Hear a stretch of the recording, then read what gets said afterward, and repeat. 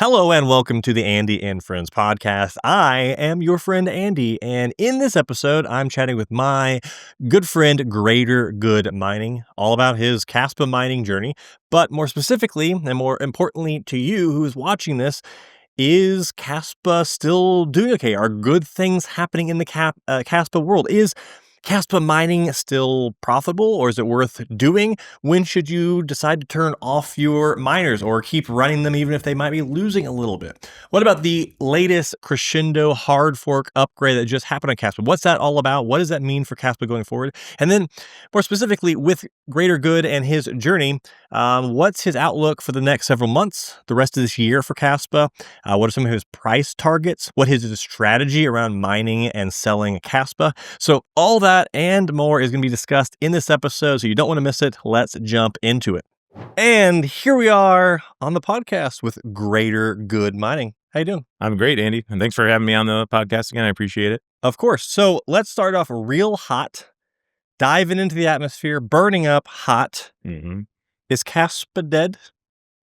I would say no. It has too much going for it, in my opinion, that I'm sure we'll dive into in this podcast. Moving forward, there are many catalysts that I think will not just help Caspa in general as a proof of work, coin. We have a lot of like global M2 and like all these macro things that I think will come into play this year that will also help boost the price of Caspa and make it worth mining. So, okay, you just mentioned mining, and this is, what we've talked about a lot in the past on the podcast, Caspa mining. So, is Caspa mining profitable right now? It depends, and I know probably a lot of people hate that answer, but right now I have my KS5L still running, and at like an 8 cent electric rate, which is kind of like seems to be like a much standard hosting rate, you're losing about $1.30 per day per machine. On the other hand, and I'm sure we'll dive deeper into Crescendo, but I am hitting a lot of blocks with my little KS0 Ultra, so that has been very profitable since May 5th, since the Crescendo hard fork for me. So it kind of depends on your situation, of course. If you can find a lower electric rate, you're in great shape. Right now, we're just kind of hoping for the price appreciation of Caspa, just like any of the assets that we mine. Unfortunately, it's taken a little dip lately. It's been at like 10 cents. But that can change very quickly. As you know, in the world of crypto, things change fast. So I'm continuing to mine, and I'm hoping for the price appreciation that we're all looking for this year, hopefully. So this is one thing I really wanted to ask you about, what you just said. So, some machines are, at an 8 cent hosting rate. Some machines are losing money. And, when it comes to cryptocurrency, securing the network, supporting the network, that's really important. However, making profits is also important for us.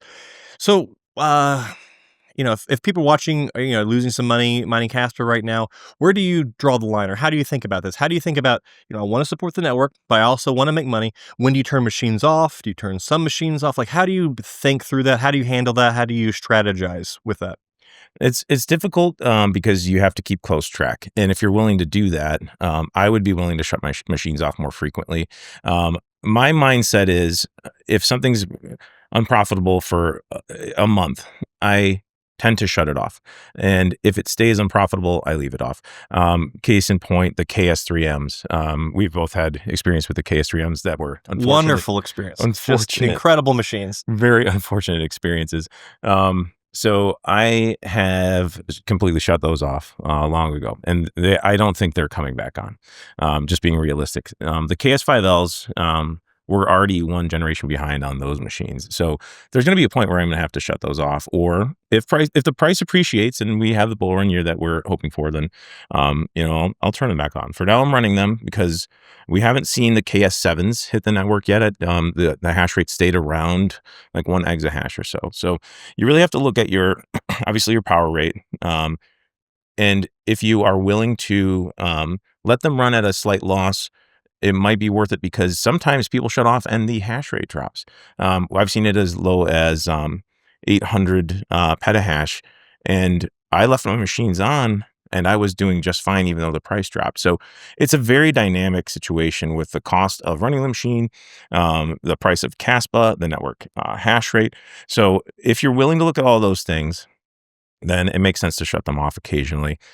For me, I'm letting most of them run except for the older hardware. The KS0, I'm not running that anymore.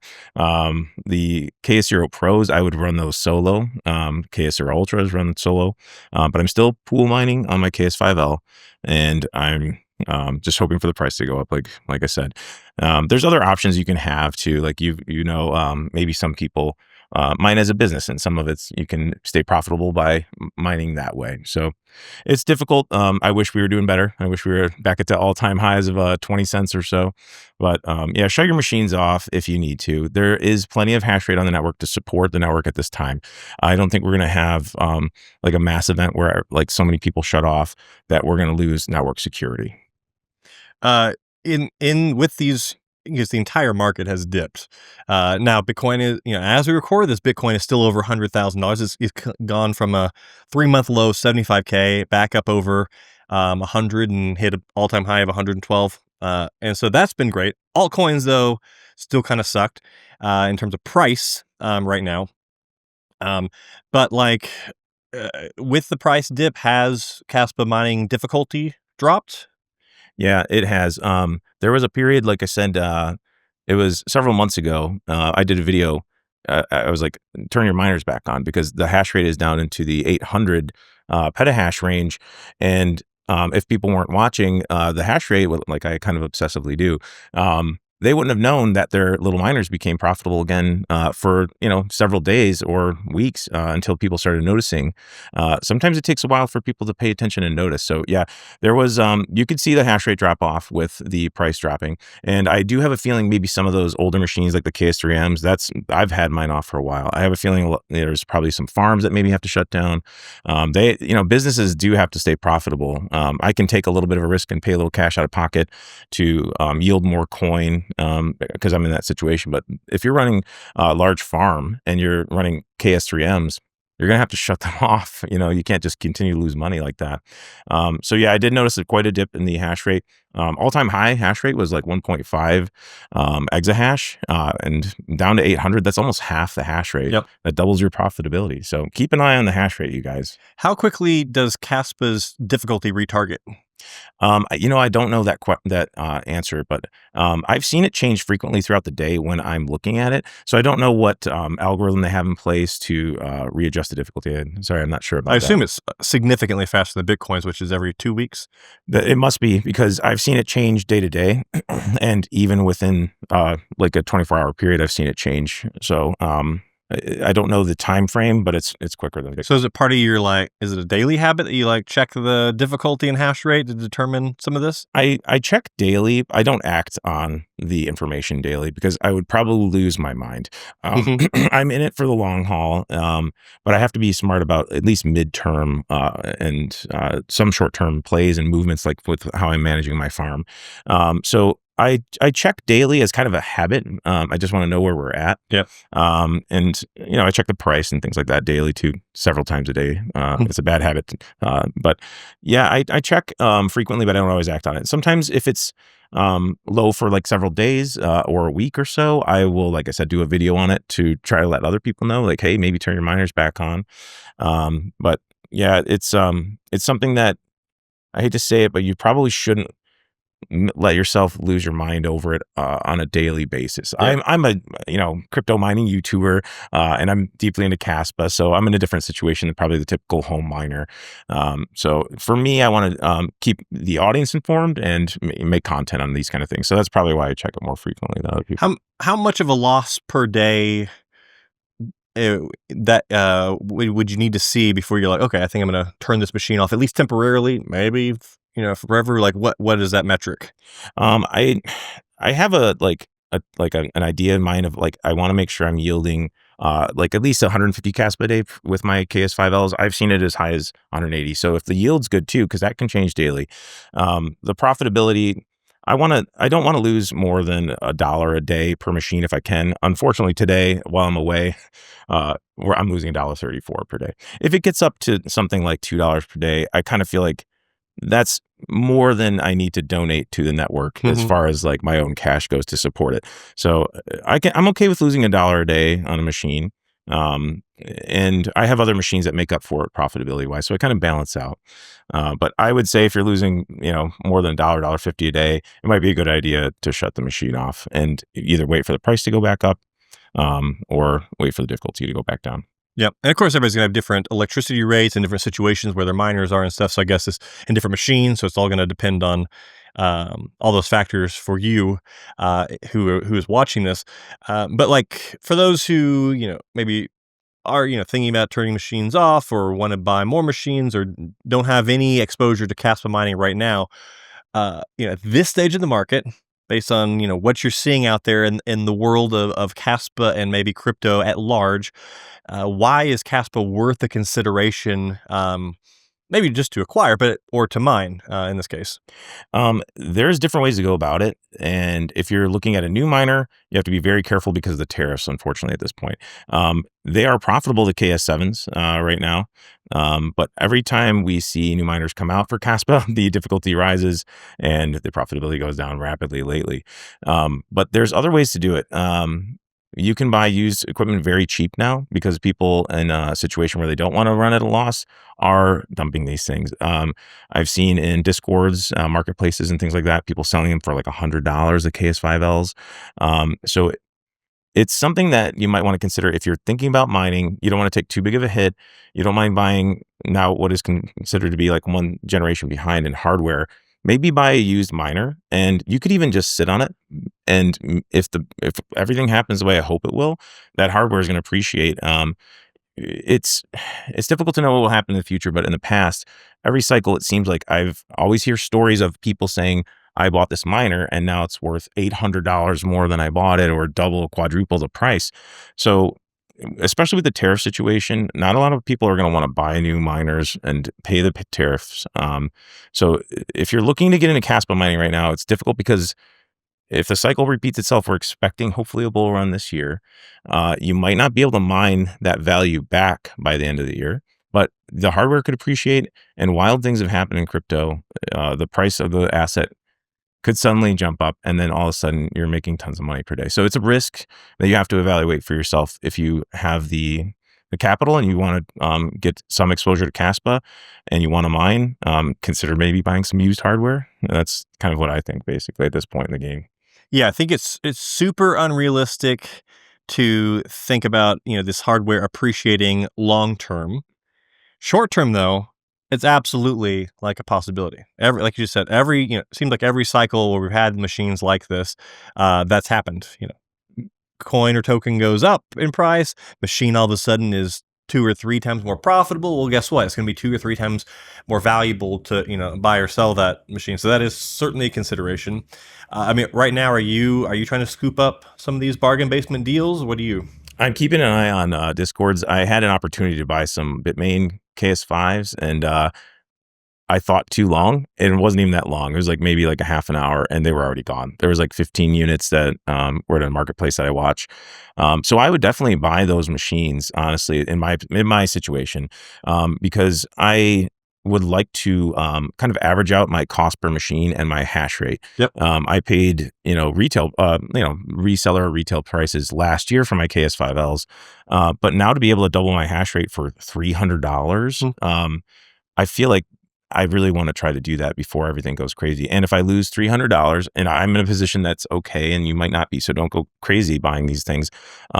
But I'm watching a lot of the marketplaces, and I'm considering buying, at least doubling my hash rate, so I can average my costs, cut in half, basically, like the cost of the machines averaging down, and the cost of the hash rate averaging down, basically.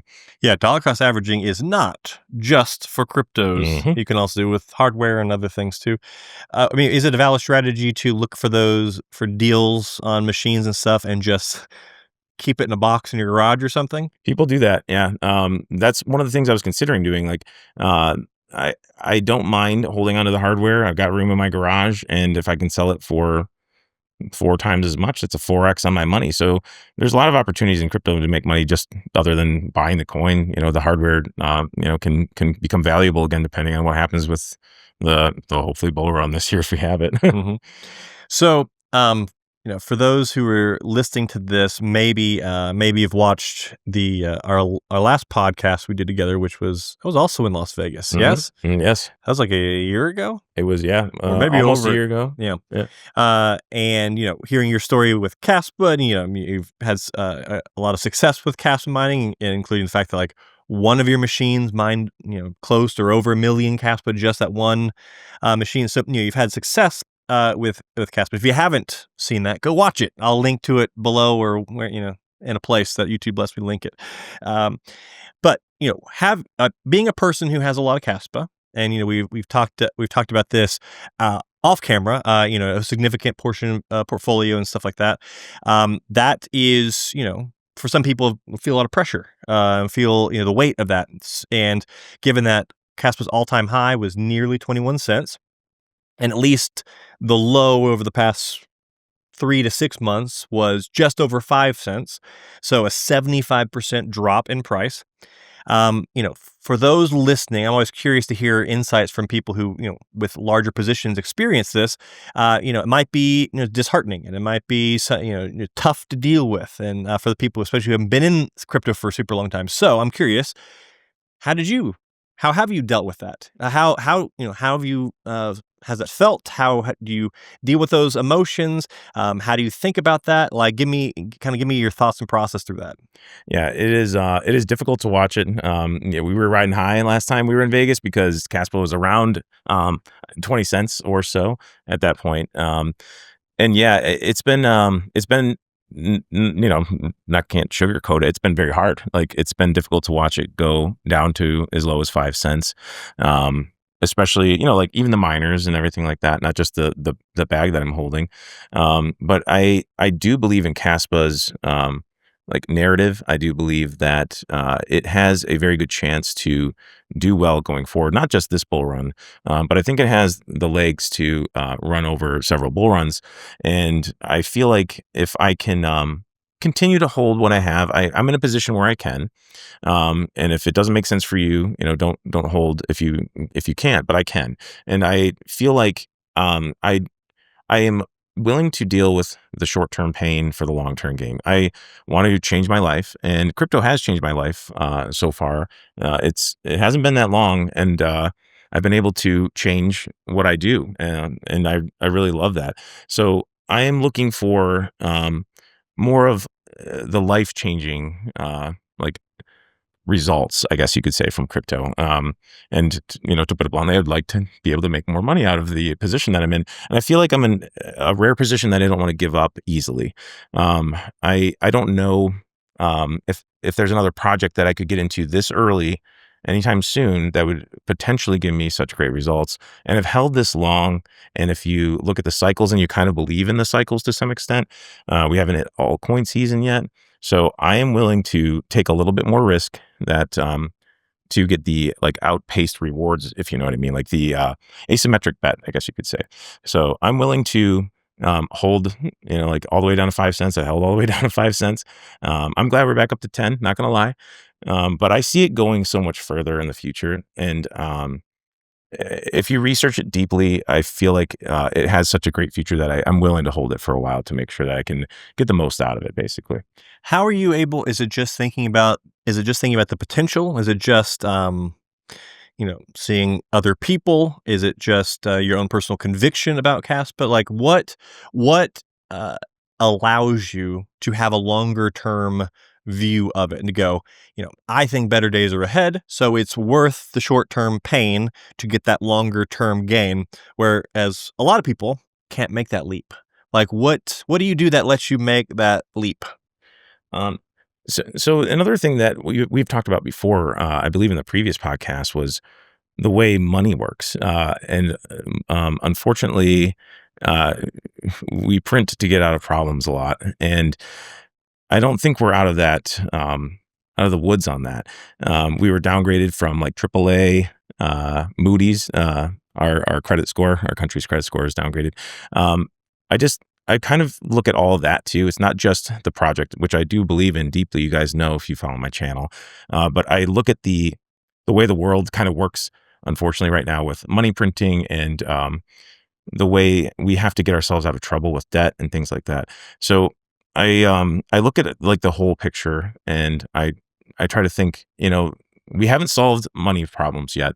And we've seen assets like housing go astronomically high, Bitcoin, reaching new all-time highs. So I think about all those things when I think about holding crypto in general, but also Caspa. I do believe in Caspa long term, and they have a lot on the horizon, which I'm sure we'll talk about. But it's one of those assets where I got in early enough. I do believe that we will have global liquidity injection. If you watch Global M2, it's already happening. So it's a macro picture. Also, the asset that I hold, I've got a significant amount, and I believe in it long term. So it's all these things combined that makes me be able to like weather the storm. And I know that volatility is not just like something you have to deal with crypto, but it's also like an asset because you don't get the upside with safe return or safe assets like you do. Like if you have a bond, you're going to get a little bit of money; it's guaranteed, but you're not going to get that upside potential. So I feel like stomaching the volatility is worth it for me because I kind of feel like I see what's coming, and I hope I'm right, but it seems to repeat itself. I don't think as humans we're not out of like we're going to make these mistakes. It seems like continuing with global money supply, or sorry, with the debt that we have. Money printing is going to happen, and it's already happening on a very large scale. M2 has hit all-time highs over and over again this year. It's going to catch up to risk assets at some point. Yeah. So, okay, now conversely, I'm curious, in your position, how do you think about the alternative, the other side of this equation? What if it doesn't work out? What if, it, and for all those listening, I very much doubt this is, like 10 cents right now is the high. It's only going to go down from here. It's going to, and Caspa's going to fail. I have a lot, right. Not as much as this guy, but I do have a lot riding on this success too. And I expect the success of Caspa with an alt season coming, which I do believe in. But I think you have to be realistic too. But some might argue you don't. You should only, manifest or think about just the positive outcome only and focus on that so that happens. Me personally, I like to think about the flip side. What's the worst case scenario? What would I do in that case? Do you think through that? What is the what if Caspa doesn't work out? What is the strategy? And what's your confidence level in like making a rebound after that? And like talk me through that. That is a very good question. It should always be talked about the opposite end of the coin, the other end of the coin. I When it hit 5 cents, of course I have regrets from not selling. There's people that had sold like in November and were able to double their bag by selling. So de-risking is probably a good idea too. You don't have to do what I'm doing just because I'm talking about it. Please make your own decisions, obviously. But yeah, it's difficult to hold down to 5 cents. If it goes that low again, I I maybe would consider starting to like DCA slowly out if we're dipping past like 8 cents again. I don't want to lose all of my bag, but I feel like de-risking is a smart idea. Um, I'm hoping that we don't, but I had plans kind of to DCA at a certain time of the year anyway. But when it hit 5 cents, I was like, I just didn't want to start selling just yet. But if we get to the point where it's towards the end of this year and we are not seeing the price appreciation I was hoping for, I am considering, DCAing out so I can de-risk for the next cycle, I guess you could say. So at even 5 cents, I'm still like in the profit because I was so early, and I'm very grateful for that. So de-risking is important, and plans have to change. Like we had talked off camera before about I have like spreadsheets set up where I feel like I have an idea of where I want to start selling. But I reevaluated them, and you should reevaluate where you're at in the cycle, what assets you hold, and what your targets are. So even at 5 cents, I'm still very profitable. And I think if we go the other way, I have to be realistic. It could. I would DCA out. That's been my thought this whole time I've been holding it. It's been difficult to hold it through the years, especially with all the dips. But that's my plan: is to DCA out whether it goes up or whether it goes down by the end of the year, or going into like early 2026. I'll probably exit a lot of my positions in crypto in general. So I feel like that has helped me through the volatility, like having a plan and trying to not be emotional about it. Stick to some sort of plan, but always readjust your targets if you need to, depending on what's going on with macro, what your coin's been doing, what's on the horizon for your coin. So that's kind of where I'm at with that. So that reminds me of another thing I kind of wanted to pick your brain about a little bit here. So, when it comes to mining, there's two extremes. There's two sides to the coin. There's the side that they mine, they hold, and then they just, they hold for the moonshot, basically, and they don't sell anything. The other side, there's people who say mining and holding is a terrible idea. You should be constantly selling, all the time. Uh, like everything in life, I think there's probably, the answer is somewhere in between. But how do you think about that? Are you more to one side with Caspa than the other? Like, where do you think the greatest risk reward comes from? At this point in the cycle, like I would say, unfortunately, a lot of these machines are unprofitable, like we were just saying. But if you happen to pick up a machine and things are looking good, at this point in the cycle, you might want to consider selling, more regularly. That was part of my DCA out plan, was actually to switch from mining and hodling to mining and selling, like daily or weekly, like whatever you're able to do. Because I'm never going to be able to time the top. I just know I'm not going to. Um, so yeah, I would say probably my strategy for the second half of the year would be like mine and sell, like weekly at least, so I can take some of that profit.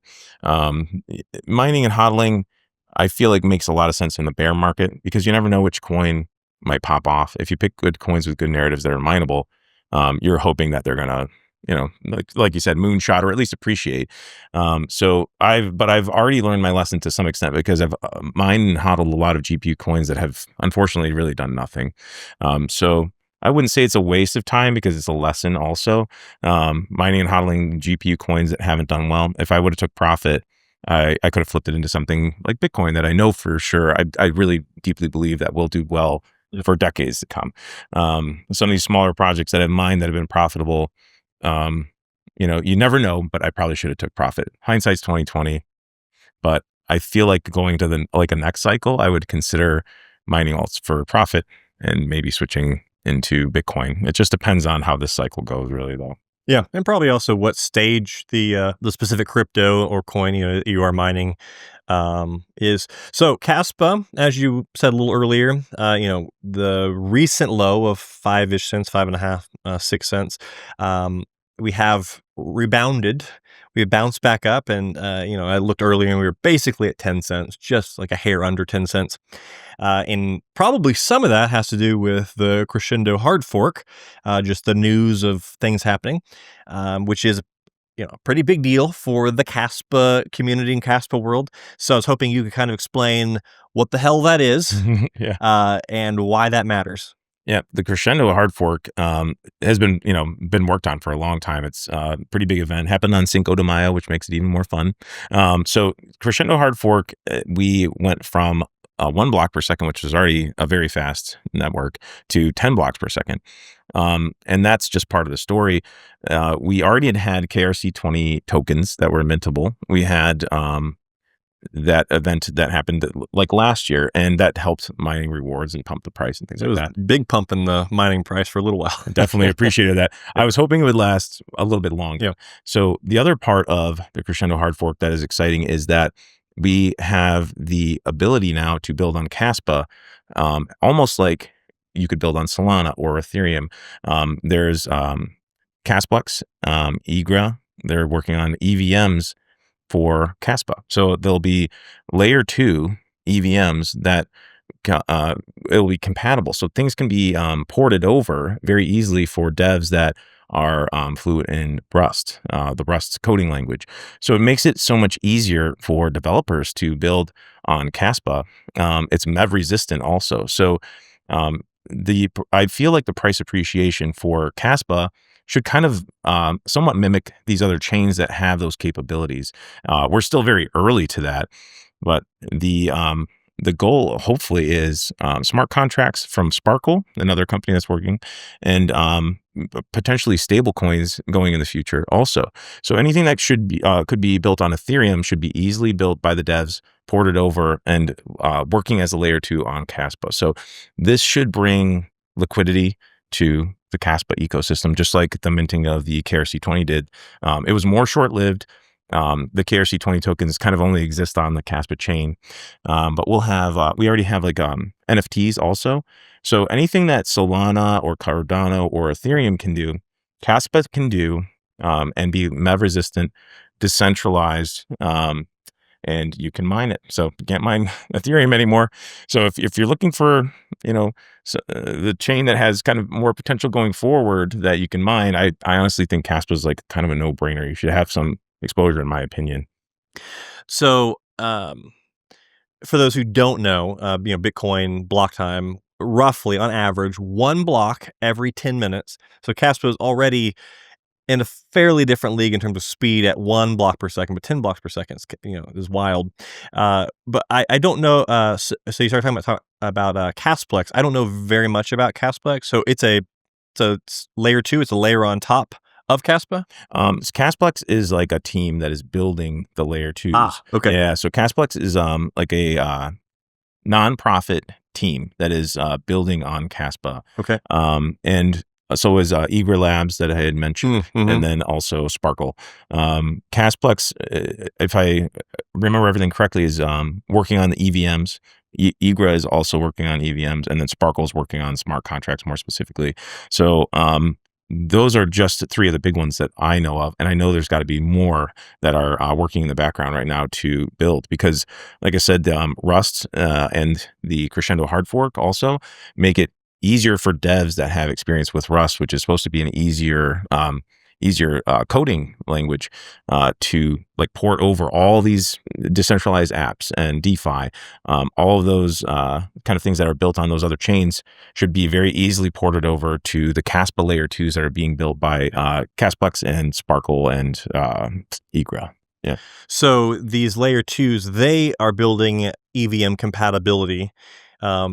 Has there ever been any plan of having layer 1 Caspa EVM compatibility?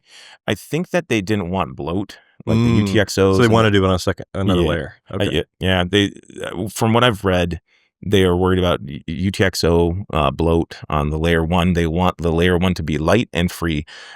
So the layer 2 can, I know that KRC20, it was like a pay to script or pay to like scribe. So like the hash for the KRC20 minting cost a certain amount of Caspa to mint. So I'm not sure how the fee structure and how all that will work on the layer 2. I just know that they didn't want to build directly on the layer 1. So it kind of is something that we have to be careful of too, because we're counting on like a third party to basically build the layer 2, and you want to make sure that their security protocols are excellent, just like Caspa's layer 1. So it opens up a little bit of I guess you could say risk, because you're counting on the third party to build. But it sounds like these guys are not playing around. Like they've done their homework. So just something to think about. Like, be careful if you're using these newer layer 2s, just initially, at least, anyway. Yep. Well, I mean, it would be great to see some stuff being built on Caspa, because it's very early stage, and aside from the normal blocks being in Caspa being minted from blocks being mined, and the occasional KRC20 stuff, there's just not a ton happening yet. Having a stable coin, if it actually got a bunch of volume, that would be pretty big. That'd be a big deal. So I guess keep watching for that. The other thing I really wanted to ask you about, and I want to circle back to the mining stuff. You said some of your machines pool mining, some of your machines solo mining. A lot of people, all of my machines are solo mining, but a lot of people want to know solo mining versus pool mining. Like, why would you consider one or the other? Which one has been a bigger winner for you? Like, walk me through that. Yeah. So I've left my KS5Ls on the pool because I don't really want to risk 3,500 watts of an electric bill for solo mining on my Caspa machines. I kind of just want that steady income on my like KS5Ls. But the home miners that I have, I am more willing to risk like the 100 watts that a KS0 Ultra takes.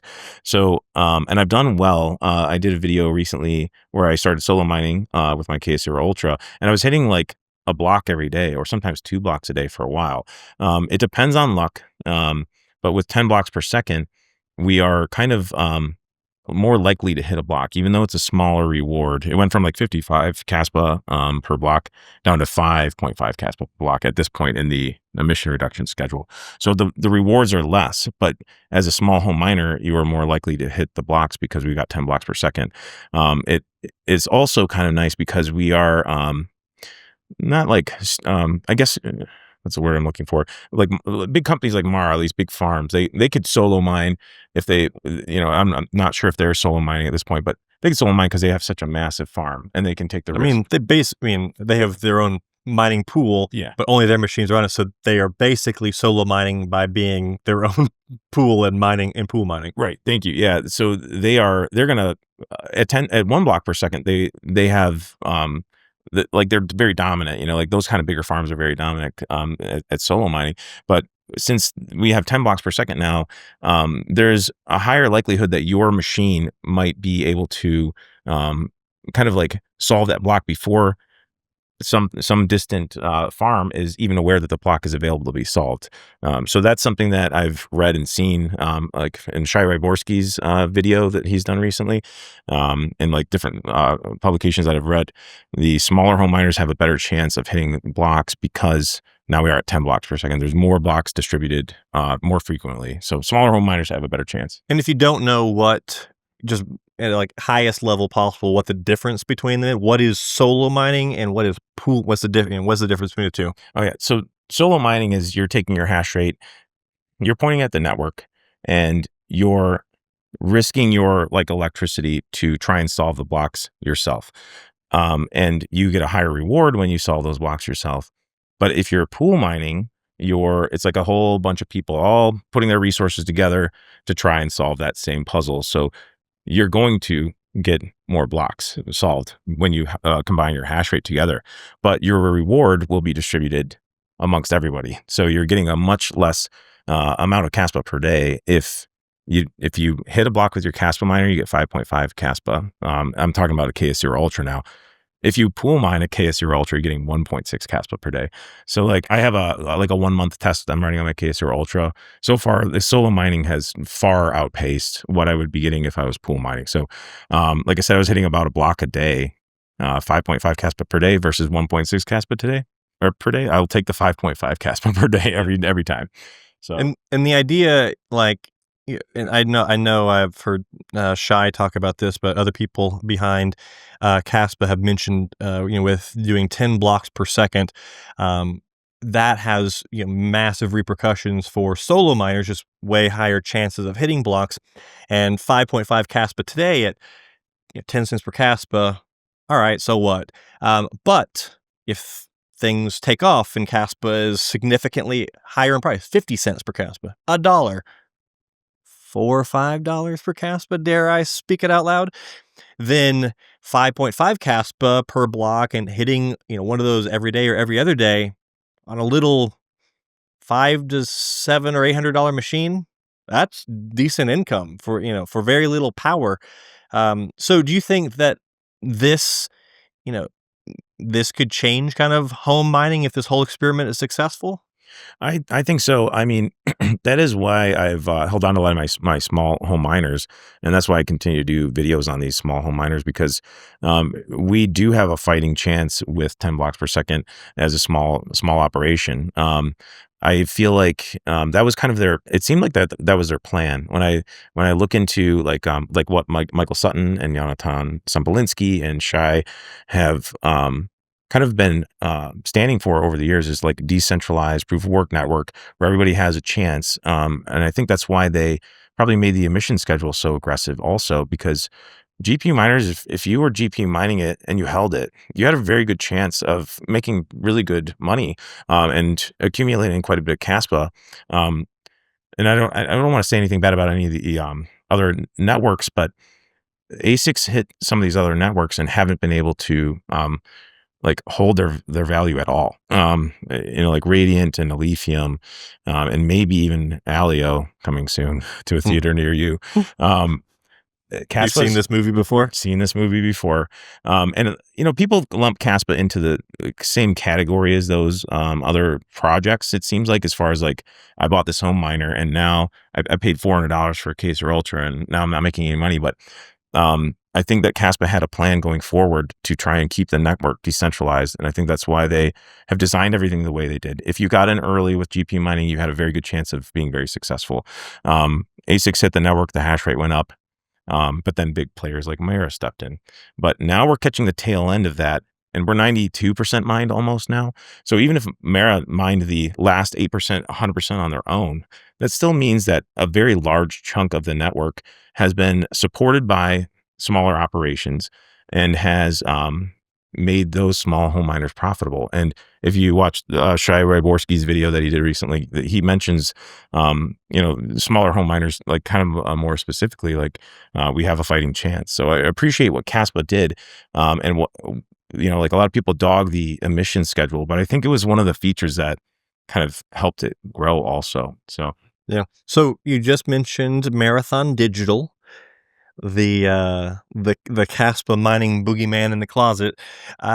So they first announced that they were going to do some Caspa mining with a 1% or 10%. I can't remember their entire strategy.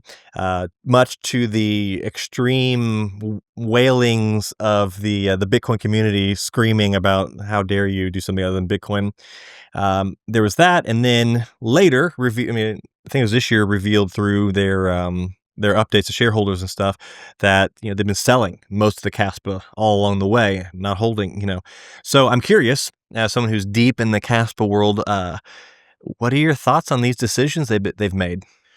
Um, of course, I would have loved if they didn't, like, practically on their own double the hash rate of Caspa and cut my profitability in half. But I feel like on the other side of that is Caspa. It's a decentralized network that doesn't have any CEO. No one's controlling it, so they have the right to do what they want with their Caspa. And I try to think of it that way. Like, also, like, this is a short term thing. And if you think about things in the grand scheme of things, like 1 year of marathon mining Caspa, they got their chunk of it.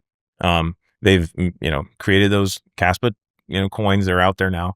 If they're selling them, that means someone's buying them. So I don't mind Caspa changing hands. If Marathon wants to pad their books and sell their Caspa and mine more Bitcoin, they have the right to do that.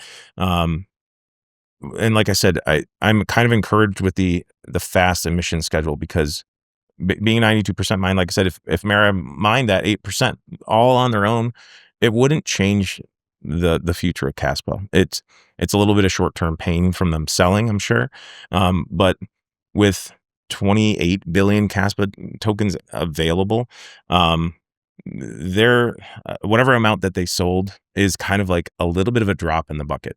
I wish their hash rate would drop off so I could be more profitable myself. Selfishly, I'd love to have more Caspa myself. So I am a little bit salty about the the hash rate going up so high, because that did change the game, unfortunately, for the last like 8 to 12 months. But yeah, can't be salty too much because they have the right to do it. The coins are being sold, so someone's buying them. And that's kind of like, I'm trying to, like, maybe a little bit of copium by Well, that's saying the that. permissionless nature of crypto, or at least it should be, right? Yeah. So, we've talked a lot. There's some dwelling on with everybody in crypto, especially those who've invested or mined heavily with Caspa. Dwelling on some of the downtrend, some negativity of it all. But there's people who are also trying to see what Caspa has going for it and what the future looks like. So I'm curious, like, from your point of view, what narratives or what tailwinds do you think are, what are a few of the ones that you think are the strongest for Caspa into the next 3, 6, 9 months, or whenever alt season finally happens, that you think are going to be some of the driving forces behind Caspa that leads to, some of this rapid price appreciation we all hope for? it's a lot of what we've talked about throughout the podcast so far is like the smart contracts, potential for stable coins, which would bring a lot of liquidity to the Caspa ecosystem. Um, the minting of new tokens, the minting of NFTs. It's still a young project relatively, and I feel like it's still very early to be in Caspa. So the tailwinds, I think, are all of those projects that we talked about earlier: Sparkle, Egra, and many more will come. It's going to be easy to build on Caspa now. So we're just getting started with the building. It's like I've compared it to like the foundation of the home is there now, but now we have to build the rest of the house. So that's where the value comes in. You can't live on just the foundation. You need a living room, you need a bedroom, and that's all coming this year. So that's where the value of the house really comes in, is building on the smart contracts, having more developers drawn to Caspa. It does have low fees. That is another attractive thing. And I have sent Caspa back and forth. It's very fast. So it is ready to be used as what it was intended to be used for. It's silver. They say it's supposed to be kind of like Caspa is supposed to be silver to like Bitcoin being gold, like the store value versus using it daily and using it in real life. It's currently at the speed it's at. The internet kind of needs to catch up with what Caspa can do as far as speed goes. So it's going to be one of those projects that I feel like can be used daily by people.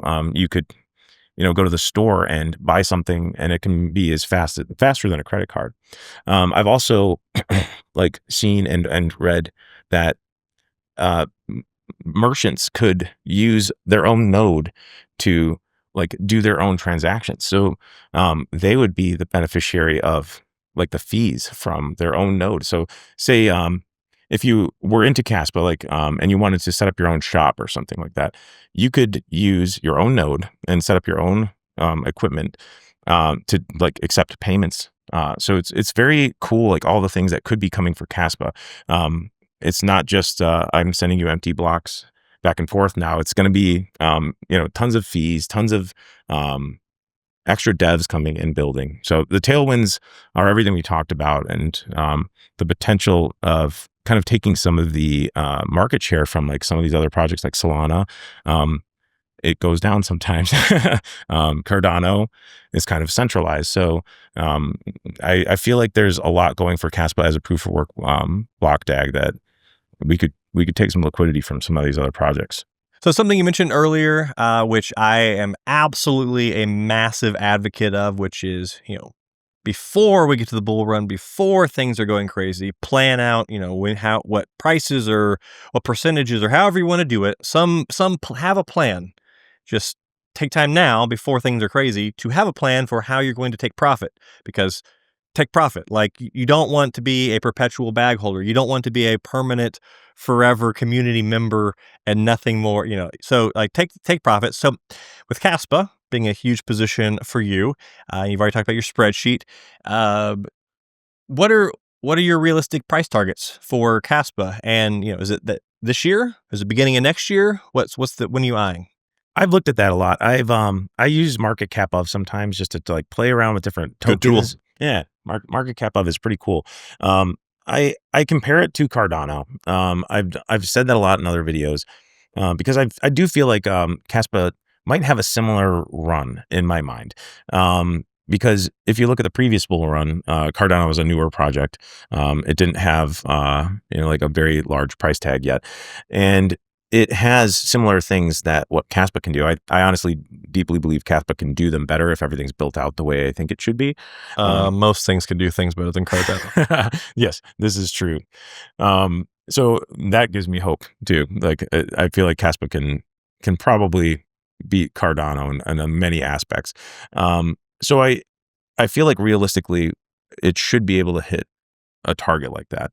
So if you look at the price of Caspa versus Cardano right now, we're like 2.5 billion, I believe, for Caspa and like 26 billion for Cardano. So that's like a 10x in value. So it's $1 Caspa. It's $1 Caspa. I like that. I like it too. I love the thought of that. And if you compare it to all-time highs of the previous bull run that Cardano did hit, like we're talking about the peak, the top. So it would be over $3 per Caspa. And we're talking like $3.50 per Caspa. Now, I wouldn't recommend anybody sit there and wait till Caspa hits 350 and like just make that your target, because no one knows what's going to happen.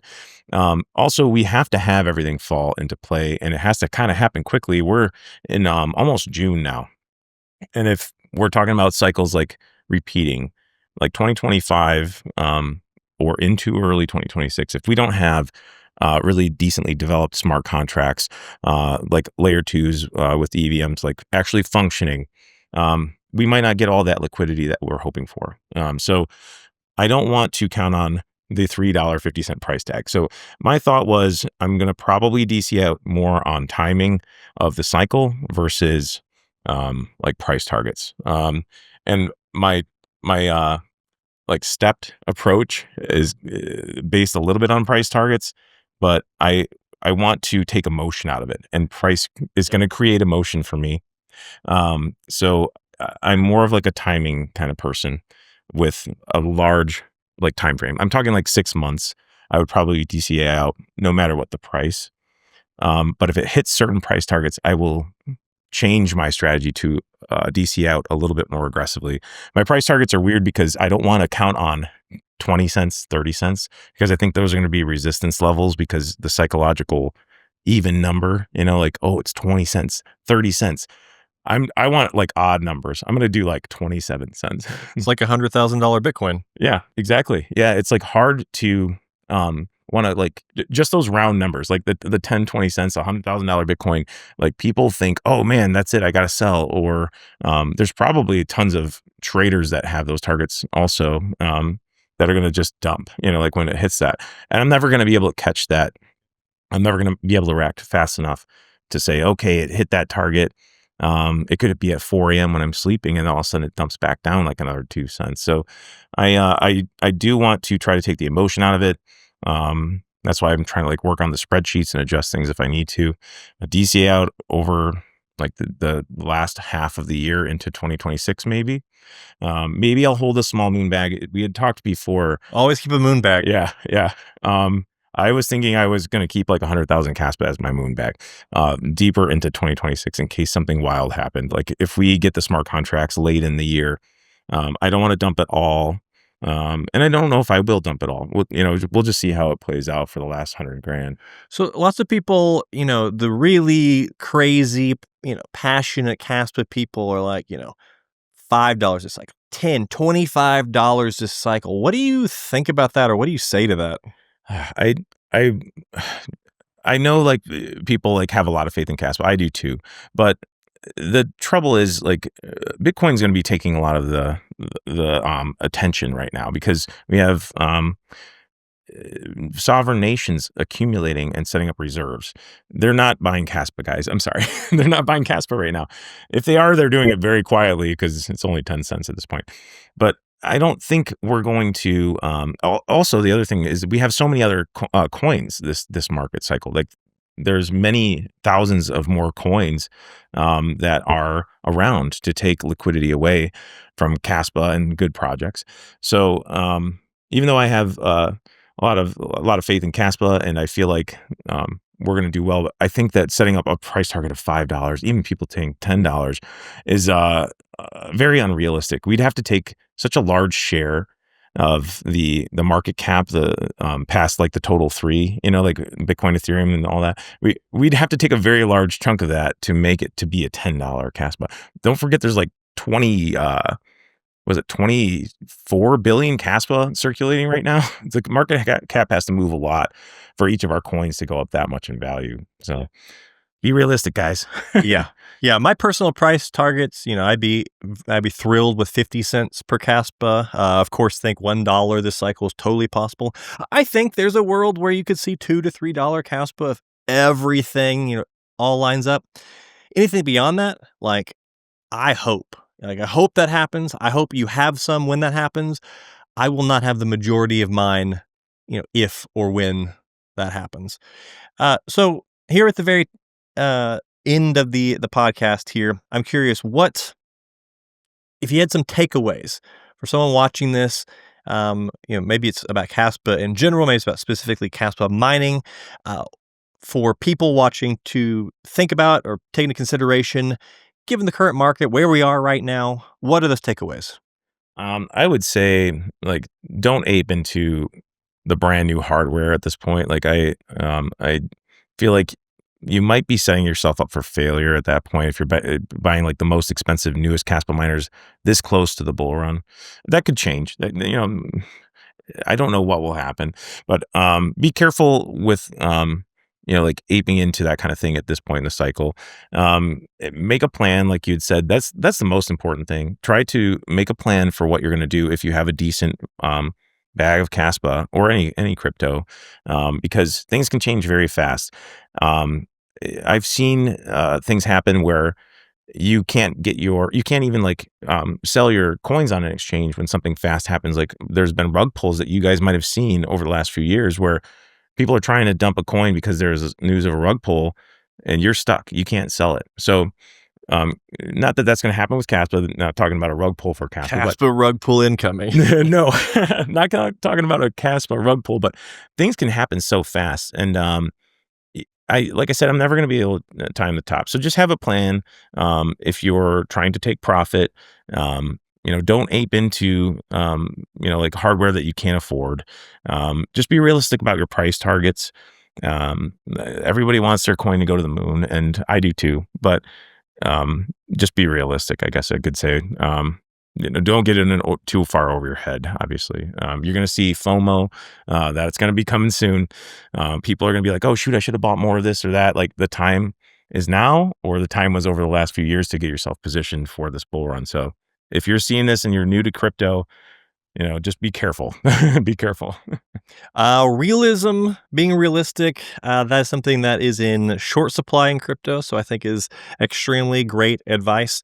Well, that is going to be the conclusion of this conversation, which I did enjoy. And your Caspa journey so far has been extremely fun to watch and be kind of partially along for the ride.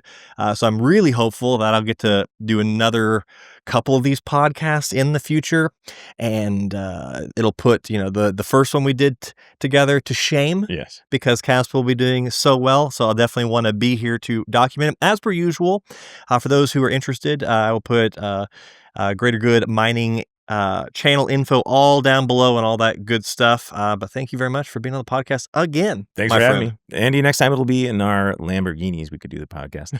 Caspa colored, Caspa wrapped Lamborghini. Yes, that's great. Let's do it. Well, thank you very much for watching, and I will see you in the next one.